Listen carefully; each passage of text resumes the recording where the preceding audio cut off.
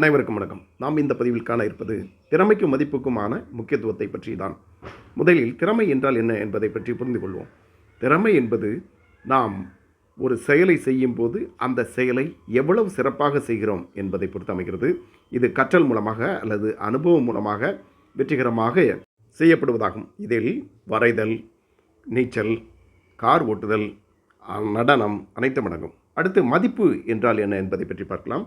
மதிப்பு என்பது ஒரு பொருள் அல்லது ஒரு நபரின் தரத்தை அந்த பொருளினுடைய பயன்பாடு, பரிமாற்றம் அல்லது அந்த நபரின் செயலை கொண்டு நாம் தீர்மானிக்கக்கூடிய அளவீடு தான் மதிப்பு என்பது.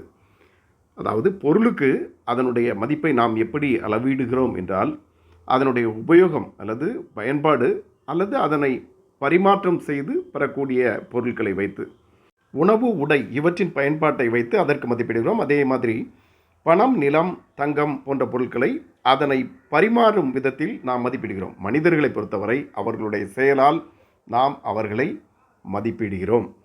நன்மதிப்பு என்பது அந்த செய்யக்கூடிய நபருக்கு புகழையும் பிறருக்கு நன்மையும் தருவதாகும்.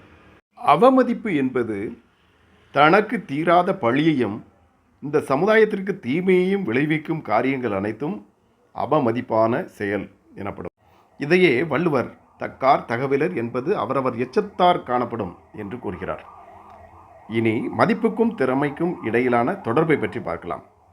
ஒரு பறவையினுடைய இறகுகள் ஒருவருடைய திறமைக்கும் அதனுடைய வால் பகுதியானது ஒருவருடைய மதிப்பிற்கும் கொடுக்கப்படுகிறது. இரண்டுமே மிக முக்கியம் பறப்பதற்கு. மதிப்பில்லாத திறமை திசையில்லாத பயணமாக அமையும். அதே நேரத்தில் திறமையற்ற மதிப்பு என்பது சபிக்கப்பட்ட ஒன்றை நாம் மறந்துவிடக்கூடாது. திறமையின் அடிப்படையே அறிவுதான். அறிவு உணர்வாக மாறும்போது அது திறமையாக பரிணமிக்கும். அறிவு உணர்வாக மாறாவிட்டால் அது சபிக்கப்பட்டதே. ஒளியற்ற கண் போல, எரியாத மெழுகுவர்த்தி போல, நோயாளியான பண்புமிக்கவர் போல, இப்படி குழப்பங்கள் நிறைந்த வாழ்க்கை. அதே நேரத்தில் திறமையுடன் கூடிய மதிப்பீடுகள் எப்பொழுதுமே வாழ்க்கையை வெற்றிகரமாக்கும். அதை நாம் ஞாபகத்தில் வைத்துக்கொள்ள வேண்டும். நம்முடைய தனிப்பட்ட பண்புகள், அதாவது சுய மதிப்பீடுகள் பொருந்தாத இடத்தில் நாம் வேலை பார்க்க நேரிட்டால் அது ஒருபோதும் நமக்கு மகிழ்ச்சி தராது. நாம் வெற்றி பயணத்தில் தொடர்ந்து முன்னேற வேண்டுமானால் நம்முடைய சுய மதிப்பீடுகள் பற்றிய விழிப்புணர்வு நிச்சயமாக நமக்கு வேண்டும். அப்படி இருந்தால் மட்டுமே மற்றவர்களின் மதிப்பீடுகளை நாம் அறிந்து அவர்களை பாராட்டவும் முடியும். இதை ஔவையார் ஒரு மூதுரை பாடலில் குறிப்பிடுகிறார். நற்றாமரை கயத்தில் நல்லெண்ணம் சேர்ந்தாற்போல் கற்றாரை கற்றாரை கமுறுவர் கற்பிலா மூர்க்கரை மூர்க்கரே முகப்பர் முதுகாட்டில் காக்கை ஊக்கும் பிணம். இந்த பாடலின் பொருள்படி ஒருவர் என்ன பண்பு அல்லது மதிப்பு உடையவராக இருக்கிறாரோ அதே ஒத்த மதிப்புடையவர்கள்தான் அவர்கள் மதிப்பார்கள். அவர்களுக்கு அவர்கள் மட்டுமே பிடிக்கும் என்பதுதான். தன்னுடைய சுய மதிப்பீடுகளை மட்டுமே உணர்ந்தவர் தன்னுடைய திறமையை அறியாமல் இருக்கும் பட்சத்தில் அவர்கள் மகிழ்ச்சியற்ற ஒரு வாழ்க்கையை வாழ முடியும். எனவே கண்டிப்பாக ஒருவர் தன்னுடைய திறமை எது என்று அறிந்து கொள்ள வேண்டும். இங்கு 90% மக்கள் மகிழ்ச்சியற்ற வாழ்க்கை வாழ காரணமே அவர்களுடைய சுய மதிப்பீடுகள் அவர்களுடைய வேலை செய்யும் இடத்தில் அல்லது வீட்டில் யாரும் அங்கீகரிக்கவில்லை என்பதே காரணம்.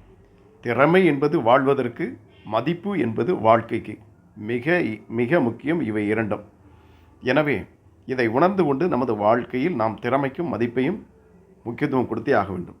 பராபர கண்ணியில் தாய்மானவர் கூறுகிறார், தன்னை அறிந்தருளே தாரகமா நிற்பதுவே உன்னை அறிதற்கு உபாயம் பராபரமே என்கிறார். இந்த கண்ணியில் தன்னை அறிதல் என்பது தன்னுடைய பலம், பலவீனம் இவற்றை அறிவதுதான். இவற்றை அறிந்தாலே ஒருவர் தன்னை சரியாக மதிப்பிட்டிருக்கிறார் என்பது பொருள். எனவே தன்னை அறிதல் என்பது எதில் ஆரம்பிக்கிறது என்றால் தன்னுடைய திறமை எதில் உள்ளது என்பதை முதலில் உணர வேண்டும். அடுத்து தான் எதற்கெல்லாம் மதிப்பு கொடுக்கிறோம் என்பதை உணர வேண்டும். இந்த திறமையையும் மதிப்பையும் நாம் சரியாக உணர்ந்து கொண்டால் கண்டிப்பாக வெற்றி நமக்கே என்பதில் எந்தவித சந்தேகமும் வேண்டாம். எனவே இன்று முதல் நாம் அதை நோக்கி பயணம் செய்வோம். நம்முடைய திறமையையும் மதிப்பையும் சரியாக புரிந்து கொள்வோம். இந்த வாழ்வை வெற்றிகரமாக வாழ்வோம். அனைவருக்கும் நன்றி.